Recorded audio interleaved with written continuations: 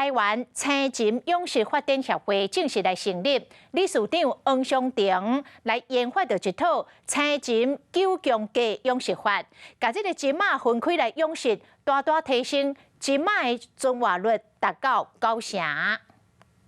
台湾人爱食金马，毋过因为金马无好饲，金马过来饲金马的方法，就是用传统伫咧饲。上困难的所在，就是因为金马小拍，所以掠量无济。1分地放1000只的蟹苗，4个月收成也顶多在1-2成，所以收成率非常的低。为了解决饲金马的小拍问题，台湾饲金马发展协会理事长就讲，为了发明这套九强价饲金马系统，将金马分开来饲，让金马可以当活落来。这些鱼缸原本我是在养海马的，然后我就借由这些鱼缸下去做9宫格板子的设计。即马九强价饲的方法，已经通过专利的认证，希望当将这套方法推广出去，来稳定国内饲金马的供应量。未来有机会，卖当将台湾金马挂销到全世界。有事没事赶紧转开华视，还没有订阅华视的 YouTube 频道吗？赶紧按赞、订阅、开启小铃铛，我们华视 YouTube 见。